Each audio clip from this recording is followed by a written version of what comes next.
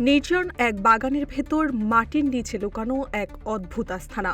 বাইরে থেকে দেখলে বোঝার উপায় নেই ভেতরে কি চলছে। সিঁড়ি বেয়ে নিচে নামলেই চোখে পড়ে ছোট্ট ঘর। ভেতরে আছে থাকার ব্যবস্থা, যেখানে পৌঁছায় না দিনের আলো, কিন্তু রাতভর জমে ওঠে অন্য এক অন্ধকার জগৎ। আর এই রহস্যময় বাংকার ঘিরেই এখন চাঞ্চল্য ছড়িয়েছে পুরো এলাকায়। সম্প্রতি এমনই এক ঘটনা ঘটেছে লক্ষ্মীপুর সদর উপজেলার দালালবাজার ইউনিয়নের পশ্চিম লক্ষ্মীপুর গ্রামে। গত কয়েকদিনে বাগানের ভেতরে মাটি খুঁড়ে তৈরি করা এই বাংকারটি নিয়ে এলাকায় ব্যাপক আলোড়ন সৃষ্টি হয়েছে। কৌতূহলী মানুষজন ভিড় করছেন এটি এক নজর দেখতে। গত ধরা খাইছে ইয়ানো আমরা গেছি এদিন সাংবাদিক দিক আসিল, অনেক লোক আসিল ইয়ানো, আমি এমনি যাই দেখিয়েছি। দেখছি ওই সিঁড়ি দিয়ে এমনি না, আমি ভিতরের দিকে গর্ত করি, ভিতরে রুম বানাইছে। কি আসিল এটা দেখি না, কিন্তু রুম আসিল, রুম এটা বদ্ধ করি এলাইছে।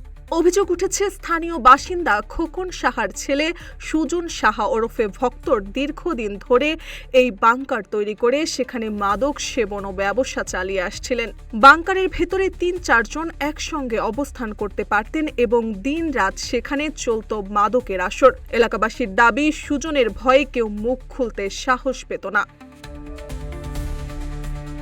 স্থানীয়দের ভাষ্যমতে এর আগেও সুজনের মাদক আস্তানা ভেঙে দেওয়া হয়েছিল, তবে এবার তিনি আরো গোপনে বাগানের ভেতরে মাটির নিচে নতুন আস্তানা গড়ে তোলেন। প্রতিদিনই সেখানে লোকজনের যাতায়াত থাকলেও আতঙ্কে কেউ বাধা দিতে পারেনি। এটা সভ্য সমাজে হইতে পারে না। এই জন্য প্রশাসন আছে, এই জন্য স্থানীয় চেয়ারম্যান আছে, মেম্বার আছে, চৌকিদার, দোয়াপাদার থেকে শুরু করে পুলিশ প্রশাসন আছে।